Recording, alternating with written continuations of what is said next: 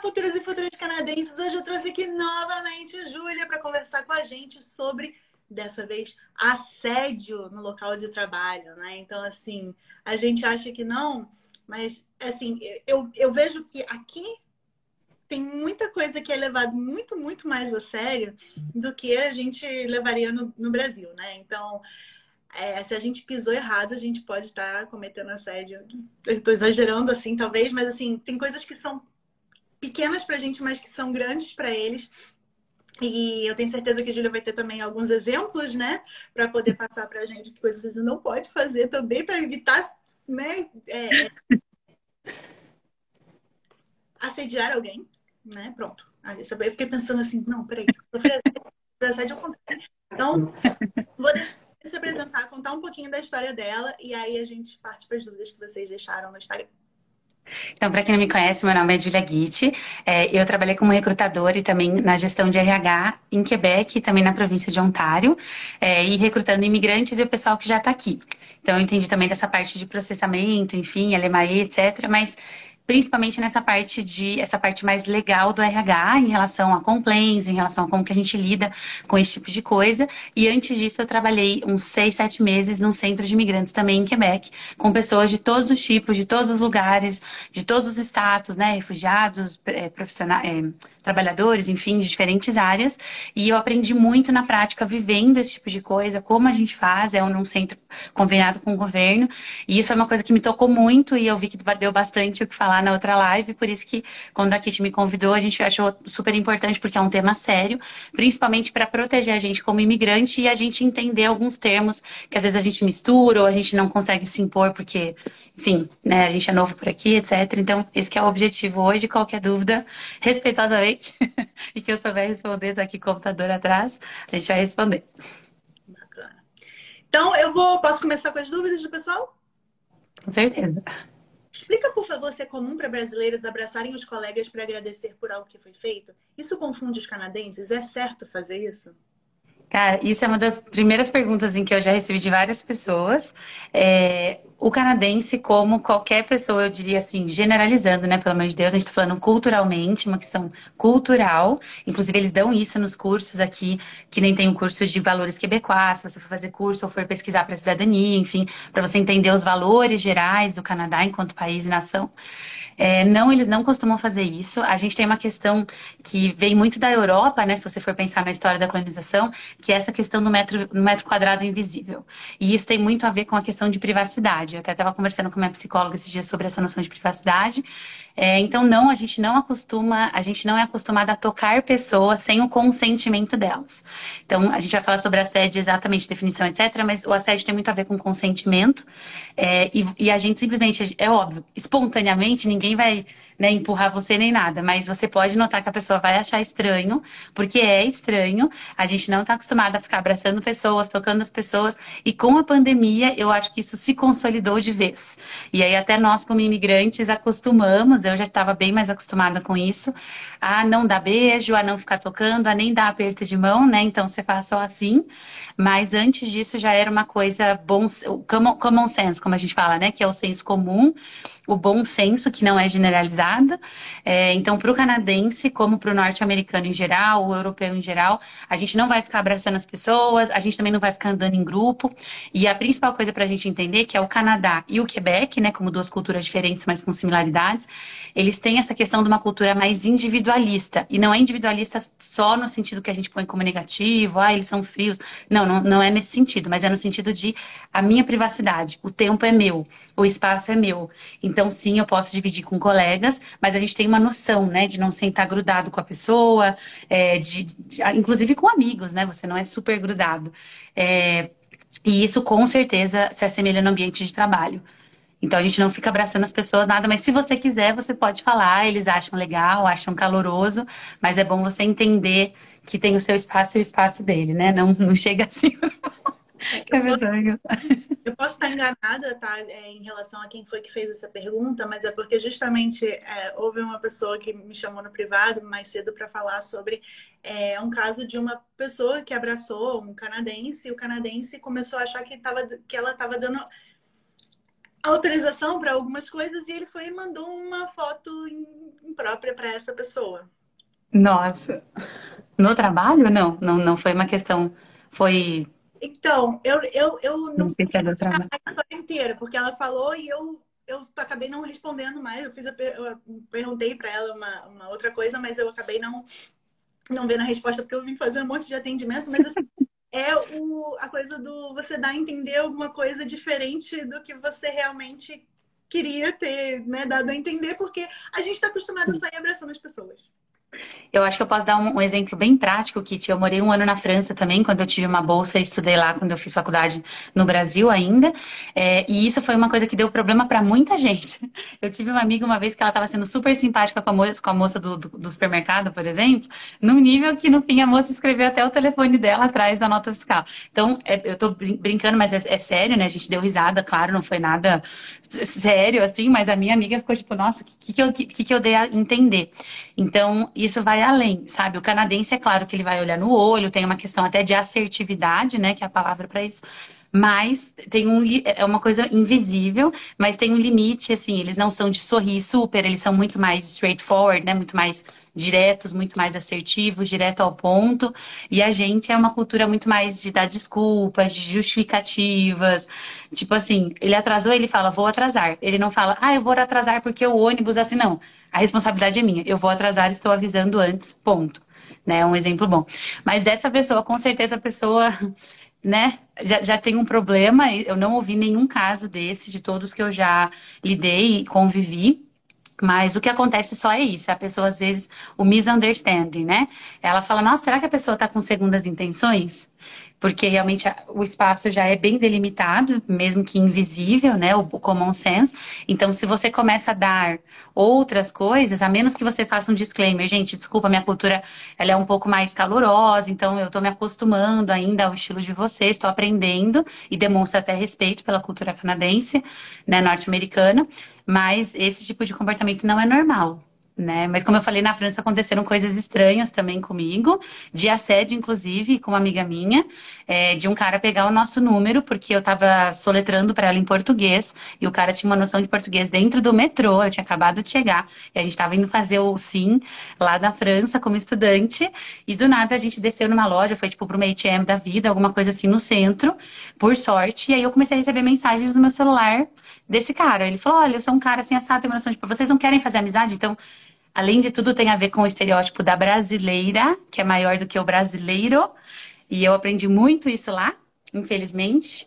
Então, eu não sei, eu aprendi a ser uma pessoa um pouco mais séria, né? Eu sou brincalhona, sou sorridente, falo com as mãos como qualquer brasileira, italiano no geral. Mas eu aprendi a, assim, take my distance, né? Get my distance, ficar mais porque eu tive vários episódios da pessoa confundir aquela comunidade do Orkut, né? Pra quem é da nossa época. Sou legal, não estou te dando mole. Então, é a mesma coisa, mas no sentido, né? Pra não ficar tão sério assim o assunto, embora seja super sério, mas é nesse sentido, sabe? Então, se a pessoa fez esse tipo de coisa e falar, olha, desculpa, cara, né? Eu acho que tá um pouco confuso aqui, mas não é isso que eu quis dizer. Então, e aí você já toma uma postura porque fala, essa pessoa ela já tem algum, né, assim, ela tem alguns problemas para leitura de pessoas e isso desencadeia coisa. Mas depois se você quiser me falar comigo no privado, eu orientar de algum jeito. Eu entendo de coração a loucura porque eu cheguei a ficar um pouco paranoica na época do meu intercâmbio. O assédio moral e abusos acontecem com mais frequência quando você é um imigrante? Olha, isso uma gray zone, né? Uma zona cinza em vários aspectos, porque muitas vezes o que eu já notei, tá, é que muitos empregadores ou muitas situações, eu tenho eu até perguntei para uma amiga se eu poderia citar, né? Eu não vou dar nomes aos bois, mas eu tenho uma amiga conhecida em Quebec, né? Não vou comentar em que cidade nem nada para resguardá-la, mas ela foi estudar, né, no CEGEP, que é o college de toda a província do Quebec, a gente chama de CEGEP, é a sigla, e ela estava aprendendo francês. Esse é um exemplo bem palpável. E como ela ainda estava aprendendo, e ela já veio como PR, e ela tem uma cara mais oriental, embora ela seja brasileira, então tinham várias coisas que, digamos que juntaram, ela chamava atenção, não estou querendo dizer isso, ela se destacava, porque tem poucos orientais na província de Quebec, por causa do francês, enfim. E aí ela foi estudar, foi fazer um curso geral, de humanas, tipo artes, um curso mais preparatório para daí você escolher outro, se especializar. E resumindo a ópera, ela passou um pesadelo. E ela, né, desenvolveu estresse pós-traumático, foi tratada depois com terapia, demorou um tempo. Hoje ela está em Montreal. No caso dela, ela está muito melhor, voltou a estudar no outro curso e não tem mais isso. Então, eu não sei se é uma coisa da cidade que ela morava, do local, né, que ela, do curso, do estabelecimento, enfim, por isso que eu não quero fazer generalizações, mas é um exemplo palpável, porque ela não sabia se era preconceito cultural, se ela estava ficando da cabeça dela. Por quê? Porque a barreira linguística estava presente. Sempre vai estar, né? Mas foi muito presente, porque ela entendia coisas e ela ficava, eu entendi direito? Ou eu viajei. E aí ela fazia leitura, né? A parte corporal, a linguagem não falada, que é 90% da comunicação é feita assim. E ela fazia uma leitura e ela falou, gente, parece que os professores estão me dando umas dicas que é para eu ficar atenta, parece que está acontecendo alguma coisa. Então, eram vários tipos de coisa que é considerado assédio, mas no caso dela, ela não conseguiu provar, porque ela tinha barreira linguística. Então, gente, estude inglês e francês, pelo amor de Deus, porque é a melhor arma para você se defender de qualquer coisa, né? Inclusive nos níveis de subir as instâncias e levar para a lei. Mas para você poder se proteger, para você ter as informações nas mãos, para você pesquisar as leis, como eu estou aqui aberto com o site oficial do Canadá, que tem tudo, os outros sites oficiais de leis no Canadá, você consegue achar todos os tipos de lei no Canadá. A diferença é você saber ler, né? Por isso que geralmente você precisa de um conselheiro jurídico. Mas aconteceu isso com ela saiu até hoje confusa e ela não sabe se ficou no public record, porque onde eu estudo, por exemplo, aqui em Calgary, se eu cometo algum tipo de delito, né, grave, até de plágio para cima, tem uma questão de ficar em até 7 anos no meu public record. Então, ela ficou super preocupada dela fazer o curso em Montreal e conseguirem acessar informações que ela nem sabia o que era. Então, é um exemplo que parece paranoia. Algumas pessoas quiseram dizer que ela estava paranoica e ela não estava, mas ela não conseguia provar. Então, a barreira linguística e a questão cultural, sim, influenciam muito, mas eu também diria que geração influencia muito, porque ela já era mais velha, trabalhava para o governo brasileiro, enfim, né, antes de se mudar para cá. Então, eram várias coisas que geravam choques geracionais, e a barreira linguística. E o pessoal fala rápido, enfim.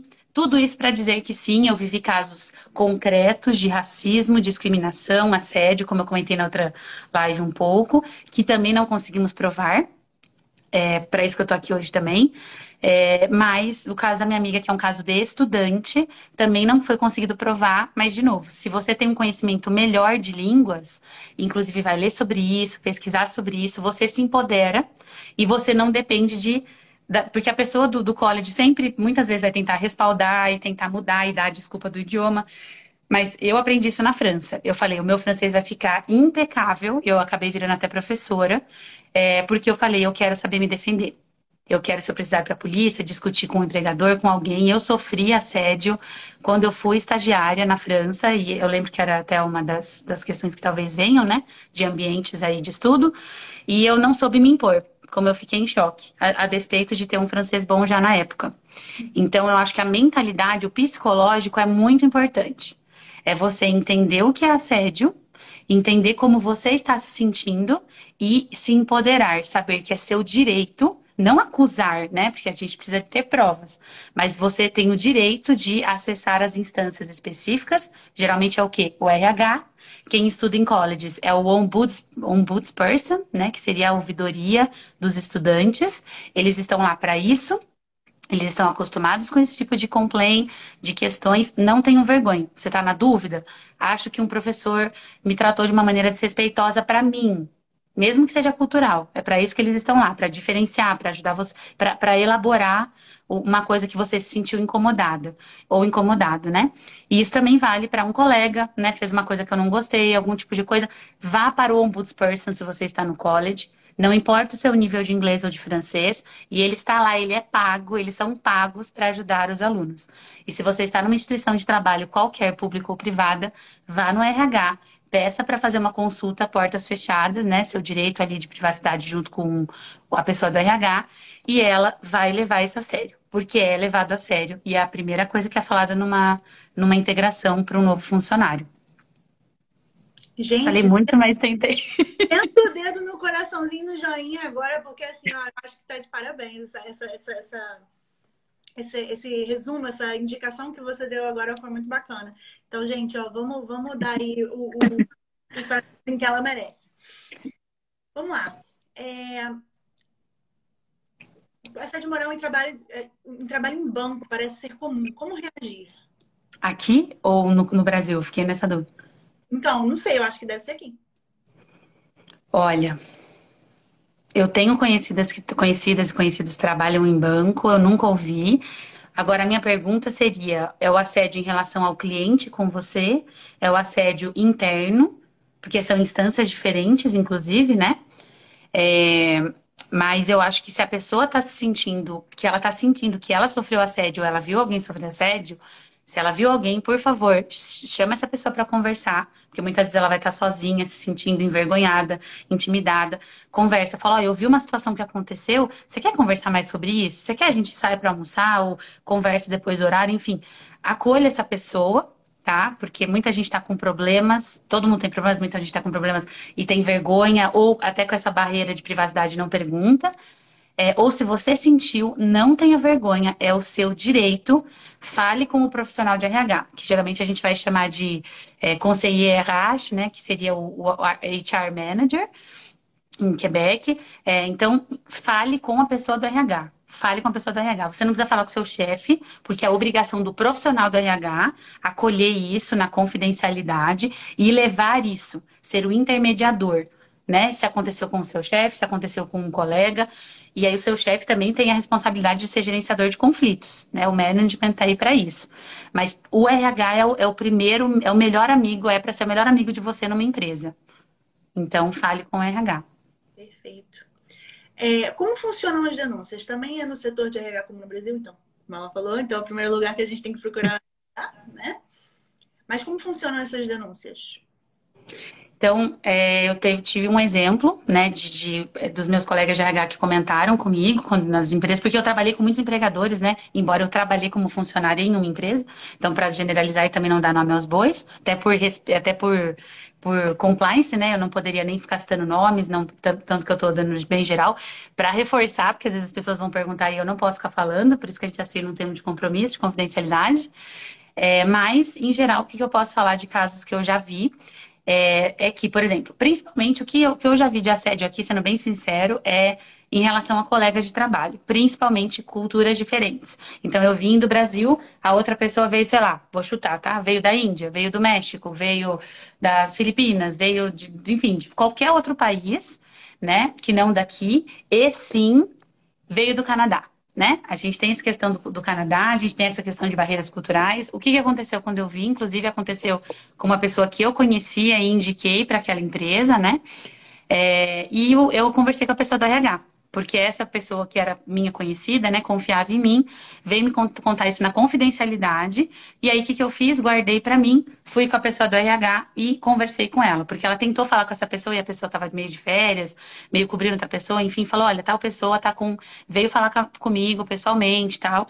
Eu já trabalhava no lugar, né? Então eu falei de colega para colega e falei: olha, não sei se você tá com um tempinho, tudo, eu anotei, inclusive, as coisas dela, tá aqui, não vou me meter, porque você tem que respeitar o espaço do seu colega, né? Se eu sou recrutador, eu vou ajudar, mas eu não vou me meter, eu não tenho o direito de virar e falar, vou fazer, porque eu não sou HR manager.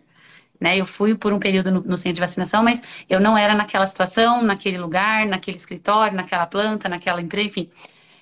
Então, o que acontece nisso? Você leva e a pessoa vai levar para as instâncias. A primeira coisa geralmente vai ser uma conversa da pessoa que fez o complaint com o RH. E a pessoa do RH vai falar, né? Pode falar o que você sentiu, me explica como foi a situação, como se fosse uma investigação mesmo. E aí a primeira coisa vai ser tentar mediar esse conflito. Simplesmente o RH conversando com a pessoa, tentando entender tudo. Depois o RH vai conversar com a outra pessoa envolvida. Se for um gestor, obviamente vai conversar com o gestor. Ninguém vai passar pano, tá? Não é um mundo perfeito, como eu falei pra vocês. Eu já vivi situações de racismo, discriminação e assédio e não consegui provar. Vamos ser bem conscientes que o mundo não é perfeito e as pessoas são humanas, tá? Mas a primeira coisa vai ser essa, tentar fazer a mediação de conflito. Seja o gestor com o RH, seja o colega que cometeu o assédio com o RH.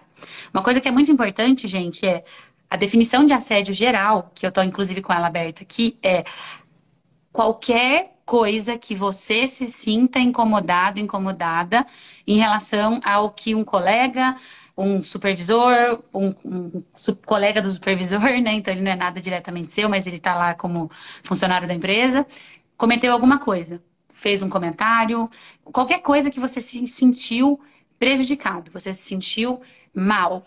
Você tem esse direito. Eu não tenho que justificar porque ele passou a mão em mim, porque ele falou, fez um comentário. É óbvio, você vai elaborar porque você está falando uma coisa grave, é muito grave. E eles vão subir as instâncias. Então, se precisar ir para um nível jurídico, mas geralmente eles resolvem internamente, seja colocando a pessoa para conversar com você, assim, então, que é complexo, né? O processo de assédio, não sei o quanto as pessoas entendem que é complexo, mas imagina uma coisa muito grave que aconteceu na empresa, porque o assédio é isso. Essa coisa vai ser tratada como grave, ela vai respeitar a pessoa, então a gente não vai expor, que nem eu comentei na live anterior, né? Uma mulher veio para RH, ela trabalhava na fábrica lá na época, numa das fábricas que eu trabalhei em várias, e aí ela era nova e ela ouviu comentários sexistas em relação a ela. Porque ela estava numa função que geralmente, tradicionalmente, é realizada por homens, né? Que é a parte da operação, chão de fábrica. Ela ouviu esses comentários sexistas, se sentiu mal, como qualquer pessoa normalmente se sentiria, foi falar com o RH. O RH não vai virar e falar, a fulana fez, porque o RH tem que ter confidencialidade. Então o RH a gente fez uma palestra, a gente trouxe um outro centro, mediador de conflitos, para fazer uma. Então a gente fez uma coisa geral. E aí a pessoa que comete, gente, geralmente ela já não tem essa noção, porque ela tá fazendo as coisas, ela já começa, mas eu discordo, mas eu... Então a pessoa já, às vezes, até já se entrega no grupo, mas você não vai expô-la, você não vai na frente das pessoas, você não vai expor a pessoa que fez a denúncia, então tem esse respaldo, esse respeito, mas entenda que qualquer coisa que você se sentiu mal, não guarde pra você. Fale, olha, eu tenho uma situação que aconteceu meio chata, desagradável pra mim, não me tô sentindo bem, posso marcar um horário com você pra conversar depois? E o RH já sabe, aconteceu alguma coisa, vamos conversar sobre isso. Bacana. Como saber a diferença, limite entre diferenças culturais e assédio? É o que Nossa, eu falei que cara. é o mais difícil. É o mais difícil. Eu acho que vai muito do que você sente. Eu acho que o feeling que a gente tem é difícil mentir. Como a gente se sente representa muito. Então, se você está se sentindo mal, provavelmente aquilo não foi um comentário legal, não foi uma atitude correta, respeitosa, né, tolerante, não foi um ambiente de equidade, de igualdade, de inclusão. Então você pode falar. Na dúvida, fale com o RH. Não fica, ai, será? Ai, não tenha medo. Aqui o RH está aqui para realmente te respaldar. O assédio é muito levado a sério, tá? Eles até assustam a gente na integração com isso, com razão. Está no manual do empregado, em linhas assim bem claras. E tem o manual do empregador do governo canadense no site, se vocês quiserem pesquisar. Se quiser, depois eu mando o link para a Kit, que está aqui, inclusive, Requirements for Employers to Prevent Harassment and Violence in Federally Regulated Workplaces, mas serve, né, para o geral. E aí tem tudo. O que é a definição de Workplace Harassment and Violence? E aí tem todos os tipos de coisa, porque não precisa ser físico, não precisa ser explícito. Mesmo se for velado, você se sentiu mal, gente, fale. Eu tenho candidatas e candidatos, né, para não ficar só no gênero, mas infelizmente ainda aqui acontece ainda com mulheres, e depois, se der tempo, eu cito o estopim que aconteceu em 89, que eu não sei se aqui sabe da história, eu soube porque eu fui pesquisar. E por isso que né, para quem fala, ai, tá sendo tudo feminista, revoltada, não sei o quê, por que aqui é tão forte a questão da equidade, a questão da igualdade? Eu acho que o evento maior estopim foi em 1989, dia 6 de dezembro, na École Polytechnique de Montréal. Um quebecois entrou e matou mulheres, afirmando categoricamente, e depois se matou. Eu falei que era uma coisa tensa, mas eu achei importante trazer aqui para vocês entenderem a gravidade da coisa e por que não é brincadeira, não é, ai, mas foi só um comentário. Não é um comentário, guarda para você, né? Se você já tá na dúvida quando você vai falar, gente, tenho certeza.